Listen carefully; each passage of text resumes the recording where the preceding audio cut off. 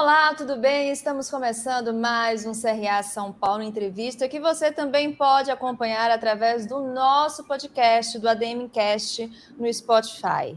Bom, se você está chegando hoje aqui no canal, seja muito bem-vinda, seja muito bem-vindo. Não esqueça de se inscrever aqui com a gente, de deixar o seu like, seus comentários, de ativar as notificações, clicando no sininho aqui embaixo, para receber em primeira mão todas as informações sobre os mais recentes vídeos que a gente postar aqui no canal. Combinado?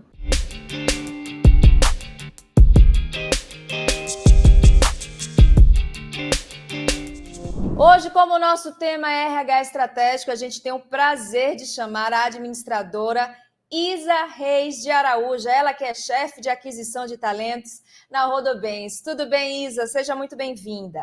Olá, tudo bem? Um prazer estar aqui com vocês.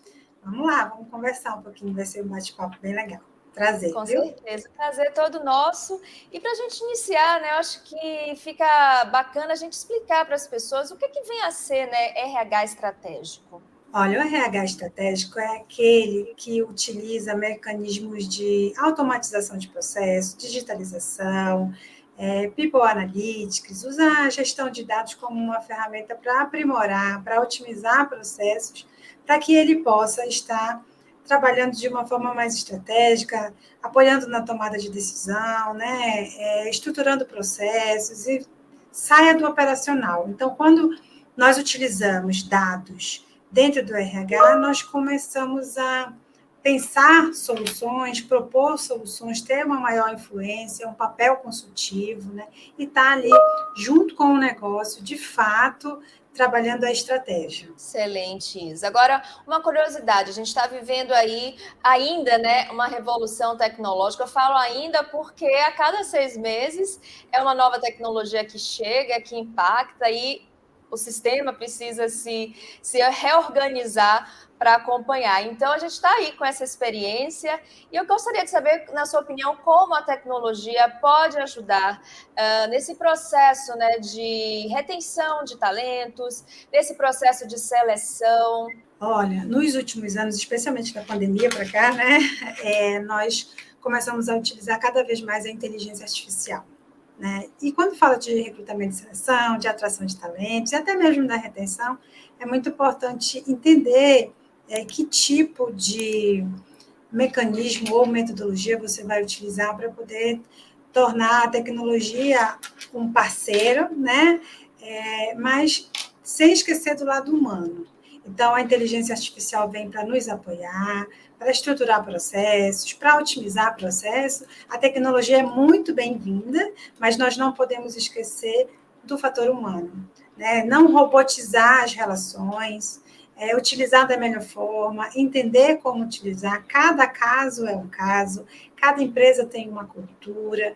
Então, na atração de profissionais, nós utilizamos desde quando nós estamos fazendo um anúncio de vaga, né? Entender onde anunciar, de que forma fazer, que inteligência artificial utilizar, que parceiro, né, você vai estar contigo também nessa construção. Então, para a atração, para a retenção, para o RH em si, ter inteligência artificial, para mim, é a grande revolução dos últimos anos. E eu já também não percebo que nós consigamos seguir sem utilizar, sabe? É só ter o cuidado de estar mais próximo, de entender as necessidades e otimizar processos humanamente, né? Sem deixar tão rígido, tão robotizado, e aí fica frio, não faz sentido. Então, se não faz sentido, a gente não deve utilizar. Para você, quais são os principais cuidados que um gestor de RH deve ter, então, para conseguir conciliar, né, a tecnologia com o contato humano? Olha, eu acho que não só RH. Se eu puder falar aqui sobre gestores e sobre liderança, eu acho que o principal ponto é estar mais próximo, se comunicar, né? Ter reuniões de alinhamento periódicos, não esperar aquele ciclo de avaliação de desempenho anual para dar um feedback, né? Entender as necessidades, desafiar os profissionais, colocar a pessoa no lugar certo, entender de potencial, né? Conhecer o seu time, e ter uma escuta ativa. Então, comunicação, para mim, é o grande ponto para todos os gestores, não só para o RH, né? Esteja próximo do seu time, conheça o seu time, escute, desafie, traga aprendizado em todos os momentos, nos projetos, ter projetos com cocriação, sabe, envolvendo as pessoas, é muito importante para que os profissionais se sintam parte. Então, a tecnologia vai ajudar muito a otimizar tudo isso que eu falei, mas se você não estiver próximo, se você não se fizer presente, se você não utilizar da melhor forma os momentos que importam, aqui na Rodobens nós falamos de momentos que importam, sabe? De ações também relacionadas ao bem-estar.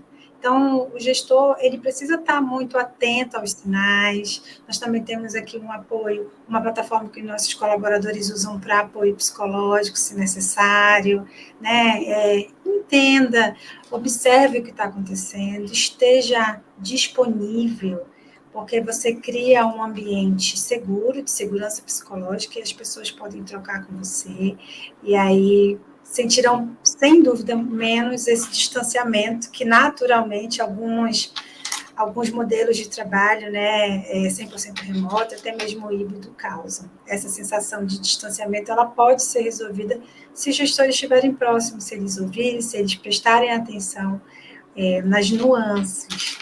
Excelente, Isa. Bom, eu pesquisando sobre você, eu descobri que você é uma entusiasta da diversidade, pluralidade, equidade, né, no ambiente de trabalho. Aí eu gostaria de saber, na sua opinião, como é que o futuro do RH pode se desenvolver pautado, né, nesses pilares da pluralidade? Eu acho que a primeira coisa que eu tenho pesquisado e conversado muito, feito trocas, é a diferença entre modismo e tendência, né? Então, diversidade, equidade, inclusão e pertencimento não é um modismo, é uma tendência. E tendências vêm para ficar, a moda vai e volta, né? Ela é cíclica, mas as tendências não. Então, para que um RH seja sustentável, para que ele de fato seja um RH estratégico que tem influência no negócio, ele precisa entender que as singularidades, né, que a pluralidade, ela faz com que as empresas tenham o melhor resultado. Ela faz com que as pessoas se sintam mais incluídas, ela faz com que a criatividade também ganhe forma, porque quando eu percebo um ambiente que ele é diverso e é inclusivo, eu também me sinto à vontade para falar coisas diferentes, né, para trazer novas ideias. Então, um RH voltado para a diversidade, um RH daqui para frente, ele não pode esquecer disso. Se eu for tocar com vocês um pouco sobre o que a Rodobens vem fazendo com relação à diversidade, equidade, inclusão e pertencimento, nós contratamos uma consultoria, né? Fizemos um primeiro censo, ouvimos as pessoas com grupos de escuta. O resultado desse censo, dessas rodas de conversa, ele vai estruturar um plano estratégico para os próximos anos, com a participação das pessoas, com uma escuta muito ativa, né? Não existe uma receita de bolo para isso. Cada empresa tem uma cultura e vai ter que entender como fazer. Para isso existem os apoios, as consultorias, enfim. Mas aqui a gente começa a pensar de que forma estruturar todas essas ações, né? Vamos ter rodas de conversas novamente, vamos ter treinamento com os gestores, tudo de uma forma com que nós estejamos falando o que realmente acontece, sendo verdadeiros, né? Ouvindo, propondo, dando um passo de cada vez. Uma coisa muito, muito, muito importante é que as empresas não falem o que não acontece, né? Dentro do seu território, assim. Então, de fato, diversidade vem para ficar, é importante que as empresas sejam verdadeiras, entendam as oportunidades, os desafios e deem um passo de cada vez. Tem muita gente aí pronta para ajudar e é o futuro das relações de trabalho, do RH, enfim, das organizações. Organizações sustentáveis, elas não podem abrir mão de diversidade. É isso aí. Bom, a gente já falou agora, né, de tecnologia, pluralidade. Gostaria de saber como é que você está acompanhando os principais dilemas, né, da área de RH. O que é que está deixando os gestores de RH preocupados e também otimistas, né? A gente já falou aqui que a tecnologia pode ser uma ferramenta de ajuda. A pluralidade é uma tendência, não tem, é um caminho sem retorno, né? Só para frente agora. O que mais a gente pode esperar do setor de RH e que está preocupando, né, também quem faz parte desse setor? Eu acho que as modalidades de trabalho, né, ainda são um pouco, ainda não está tão definido, tão maduro assim nas empresas. Então existe aí muitas conversas, muitos estudos, análises, pesquisas, pilotos sobre modalidade de trabalho. Quais os ganhos de ter um modelo híbrido, 100% remoto, sabe, assim, presencial? Então, eu acho ainda que nós estamos avançando, que as empresas como um todo estão avançando, mas ainda tem muitas incógnitas. Então, se eu for falar, né, para quem está nos vendo aqui, que tipo de assunto ainda paira, eu acho não, tenho certeza que as modalidades de trabalho ainda são, assim, ainda estão ali no top 5 de assuntos de recursos humanos, porque, de fato, temos muitas oportunidades, assim, muitas coisas que a gente ainda nem conhece, né? Então, é isso. A E as pandemia coisas são acelerou tão muitas questões. rápidas, né? Exato, as mudanças, né, são muito rápidas, então eu penso que modalidade de trabalho é um desafio ainda. Muito bacana. Agora falando, Isa, sobre aquisição de talentos, né, retenção de talentos também. Existe algum indicador? Como é no caso? Como é que você define, né, que tal profissional é um talento que precisa ser retido, que precisa ser adquirido? Como é que você faz? Qual é o seu feeling para isso? Eu acho que primeiro, né, quando você tem uma boa gestão de talentos e uma política de atração muito robusta, você precisa dar oportunidade aos talentos internos, né? Então, aqui na Roda Bens, nós temos um programa de oportunidades internas, onde as vagas são publicadas internamente, nós conhecemos os perfis, os candidatos internos se inscrevem, nós vamos avaliando sempre com cuidado de colocar a pessoa certa no lugar certo, avaliar a elegibilidade, né, prontidão. E nos casos onde nós não temos ainda colaboradores prontos para assumir os desafios naquele momento, nós seguimos para o mercado. E quando nós seguimos para o mercado, nós definimos todos os critérios de análise. Quando nós definimos os critérios, nós colocamos, inclusive, no anúncio quais as etapas, né, que esse candidato será submetido para que ele tenha clareza do processo seletivo como um todo. Esse é o primeiro passo para tornar as pessoas, os candidatos mais engajados, porque eles vão poder acompanhar, né, como ele vai ser avaliado, que tipo de teste ou de entrevista ele vai ser submetido. Isso é importante quando nós falamos da atração. Então, nós utilizamos uma plataforma, nós divulgamos a vaga lá, damos acesso a esse candidato para que ele possa, de fato, né, saber o passo a passo desse processo seletivo, e cada vaga vai exigir um cuidado particular, né, uma experiência, estar falando, entrando em contato ou com o gestor demandante ou com o candidato, a cada ponto de contato, de forma muito estruturada, é bem importante. Porque aí nós, de fato, mantemos no processo seletivo somente as pessoas que têm uma maior aderência e que realmente têm interesse em seguir. Agradecemos a participação dos demais, né? Olhamos o nosso banco. Então, tem toda uma forma de você, de fato, ir criando etapas onde você vai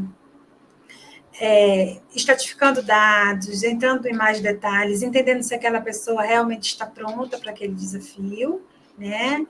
E dar o retorno constante, entender o candidato, quando ele não é classificado, ele precisa de um feedback. Nós acabamos de receber uma certificação também de empresa que dá feedback, o que é muito importante. Criamos um programa de indicações também, que é muito relevante. Temos campanhas de atração, utilizamos as redes sociais, as mídias digitais, né? Então, tudo isso faz com que, de fato, nós conseguimos avaliar os potenciais, os candidatos e dar retorno a eles. Então, assim, de uma forma muito resumida, comunicação, de novo, clara, transparente, para engajar, para envolver, para que nós possamos atrair, contratar e reter esses talentos. Uma comunicação bem feita pode ajudar, inclusive, na imagem da empresa, no sentido do employer brand. Eu gostaria até de a gente falar um pouquinho sobre esse assunto. Eu vou deixar aqui no card o link para você acessar um programa que nós gravamos sobre esse tema. Eu fiquei com uma dúvida. A gente está falando de RH estratégico. Employer brand é uma estratégia de marketing? É uma estratégia do RH? Por exemplo, como o gestor de RH pode usar essa ferramenta a seu favor? Fala para a gente um pouquinho sobre essa área. Tá. A gente cada vez mais tem falado da experiência da pessoa candidata ou do colaborador, né? E o Employee Branding vem para nos ajudar a, de fato, trazer para esse funil de seleção lá, enquanto candidato, pessoas que realmente queiram estar na empresa, genuinamente tenham o desejo de trabalhar conosco, né? Então, para isso, como é que eu vou fazer com que alguém desenvolva um interesse genuíno em trabalhar aqui, em estar conosco, se essa pessoa não conhece a empresa? Então, nós temos toda uma estratégia, de fato, para comunicar, para apresentar a nossa empresa, seja no enunciado das vagas, seja nos canais de comunicação que nós utilizamos, nas mídias digitais. Existe toda uma estratégia, de fato, a depender do grupo de cargos, da urgência, do local onde você quer buscar as pessoas, né? Então, usamos a nossa marca empregadora a nosso favor, fazemos um processo grande de atração, onde nós olhamos de ponta a ponta como engajar as pessoas candidatas e, além de engajar, mantê-las no processo seletivo conosco. Cada processo seletivo, o de liderança, ou de posições de staff, posições operacionais ou portas de entrada, cada tipo de processo seletivo requer uma atração diferenciada, né? E o Employee Branding vem para nos ajudar, de uma forma muito estratégica, com mecanismos, né? Com, de fato, uma forma de encantamento diferenciada. Assim. Eu acho que, de fato, um processo seletivo que cuida da atração, ele não se mantém de forma positiva se ele não tiver aí o Employee Branding bem feito, né? Com todas as delimitações necessárias, com a estratégia definida e com o público mapeado corretamente. Então, o Employer Branding é muito importante para a marca empregadora, mas, sobretudo, para a atração. Agora a gente vai falar um pouquinho da Isa, pessoa. Quero saber como a administração chegou até você. Conta para a gente um pouquinho sobre a sua história. Eu sou paraense, né? Sou de Belém do Pará, tenho 40 anos e há 20 anos, quase 20 anos, eu me formei em administração. Eu me formei em comércio exterior, né? E entrei no RH para estagiar e me apaixonei.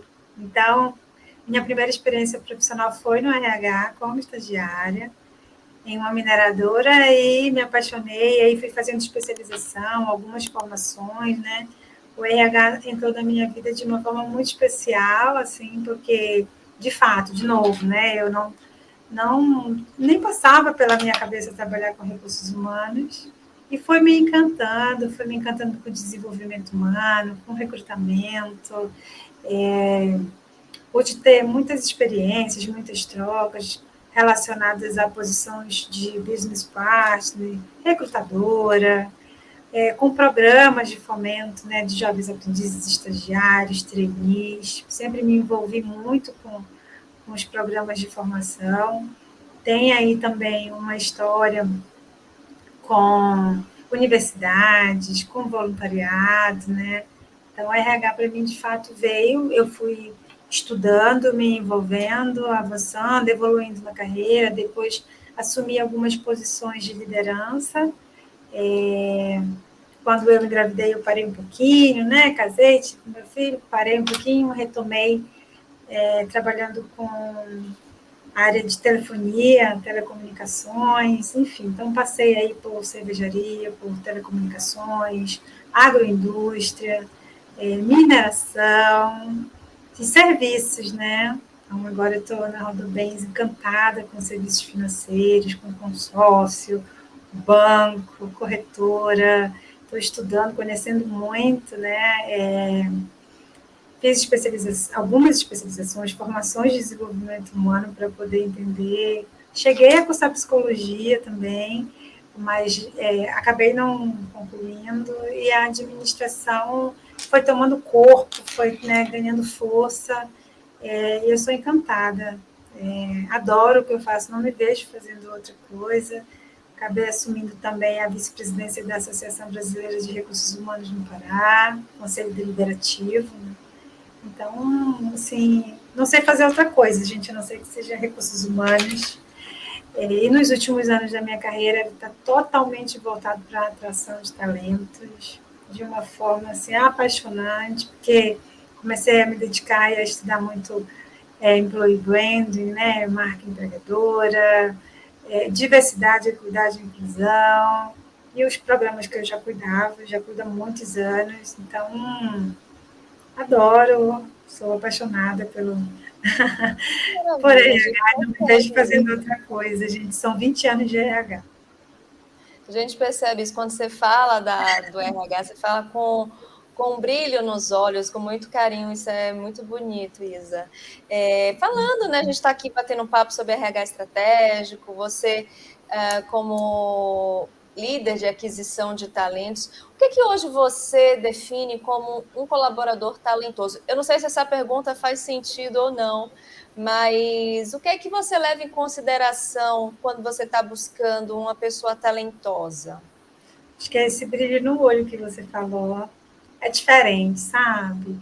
Quando você está entrevistando, quando você passa por um funil onde às vezes você tem muitos candidatos que têm aderência, que querem, né, muito aquela vaga, e você tem que tomar decisão por um daqueles perfis. Então, para mim, tem muito a ver com isso, tem muito a ver com o desejo genuíno de querer trabalhar na organização e estar, de fato, envolvido com a atividade em si.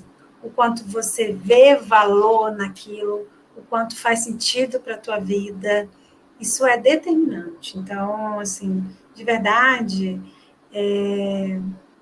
eu acredito que todos nós temos um talento, só que às vezes nós não estamos colocando energia para aquele talento, nós estamos trabalhando na área ou fazendo alguma atividade que esteja relacionada. Então, quando você encontra alguém talentoso e que faz o que ama e que está bem, você consegue perceber claramente essa sinergia e o desejo, e a entrega vem, sabe? Não tem como dar errado, é uma receita de sucesso, é colocar a pessoa certa no lugar certo. E às vezes, gente, você não é selecionado para uma posição e aí você ficou em segundo lugar ou terceiro, né? E acabou não seguindo naquele processo. É porque você não estava preparado para aquela oportunidade naquele momento. Mas tire um aprendizado, peça feedback, né? Tente entender o porquê que você não foi a pessoa selecionada. Eu sempre oriento isso aos candidatos que estão, né, avançando, os candidatos finalistas, porque traz clareza e às vezes é isso que você precisa um pouquinho, né, de entender essa nuance para focar. Então, para mim, de verdade, todo mundo é talentoso, tá? A gente só precisa colocar a pessoa certa no lugar certo, avaliar essa prontidão, olhar o potencial, sobretudo. E nunca desistir, né? Sempre seguir. Seguir em frente, assim. Não foi fácil estar aqui, né? E eu tô, e outras pessoas estão também, então eu acho que uma mulher nortista, né, ter continuado é um sinal de que há oportunidade e que a gente não deve desanimar nas dificuldades. Como é que você acha que nós, mulheres, no ambiente corporativo, no ambiente empresarial, a gente pode se unir, a gente pode se juntar para mudar esse cenário, para fortalecer a participação feminina, não só no ambiente de trabalho, no ambiente corporativo, mas também em cargos de liderança?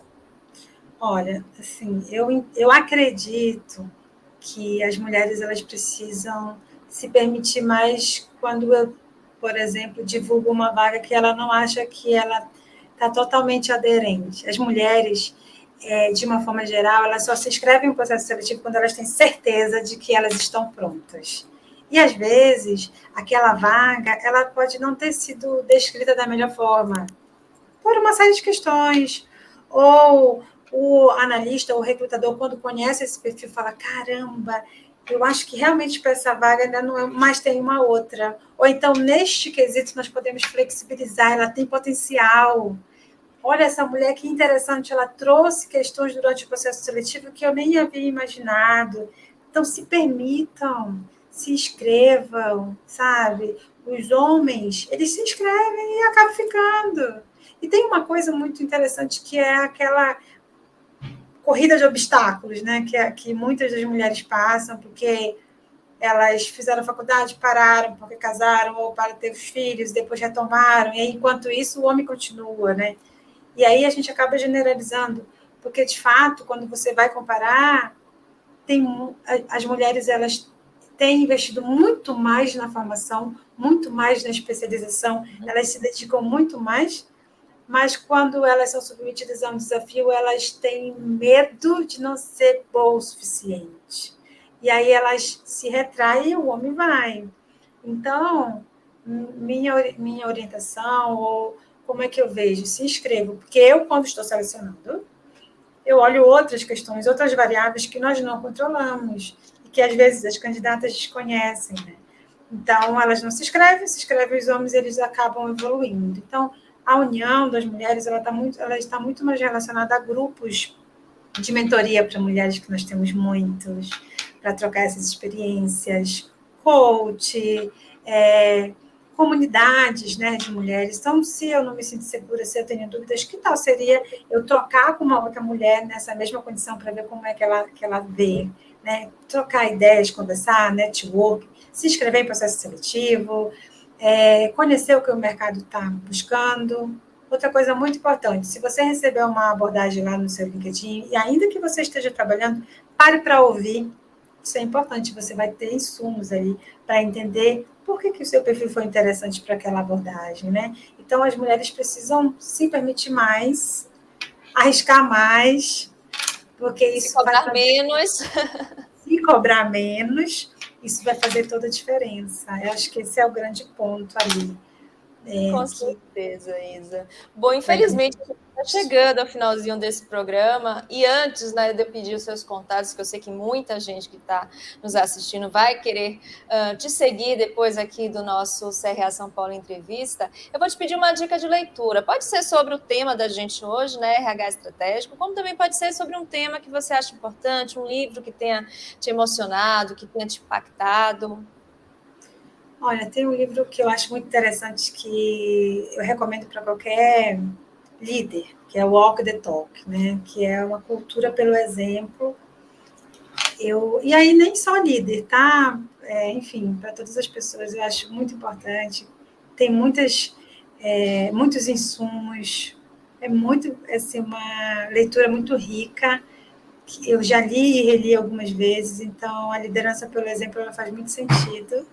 Muito sentido. E quando você para ler, para entender, para fazer conexões, te traz muitos insights. Então, eu recomendo muito esse livro. Ele já tem, né, em português. Então, uma leitura interessante, que fala muito sobre cultura, fala muito sobre o aprendizado das pessoas e o nosso também, né? Porque é muito fácil eu cobrar do outro, mas eu ser exemplo ensina muito. Muito obrigada, Isa, pela dica. Muito obrigada pela sua participação aqui com a gente. Deixa um contato, um LinkedIn, onde as pessoas podem te encontrar nas redes sociais. Legal. Meu LinkedIn é Isa Reis de Araújo, Isa com Z, né? Meu Instagram é Isa Reis RH, Isa com Z também. Aproveito para convidar quem está nos assistindo a ir lá na rede social da Rodobens, também conhecer nossos produtos e serviços, porque é encantador. Eu estou adorando a oportunidade de estar aqui. E a gente troca muito. O LinkedIn da Rodobens também é lá que estão as nossas vagas, as nossas oportunidades. Tenho apresentado ali muitas vagas, muitos desafios no Brasil todo. Então, fiquem à vontade, pode me chamar no direct, pode me mandar mensagem, eu respondo todas. E é isso. Só agradecer. Nós que agradecemos, querida. Eu quero agradecer a vocês também que ficaram conosco em mais uma edição do CRA São Paulo Entrevista. Muito obrigada pela sua audiência. Você que está nos ouvindo aí no ADMcast, muito obrigada. Bom, aquele velho recado, né? Se você ainda não é inscrito aqui no canal, aproveita, se inscreve agora antes do finalzinho aqui do vídeo. Não esqueça de ativar as notificações, de deixar o seu like. Essa interação com a gente é muito importante, porque é dessa forma que a gente acompanha, né? Como os conteúdos estão chegando até vocês. Eu espero todos no próximo CRA São Paulo Entrevista. Tchau, tchau.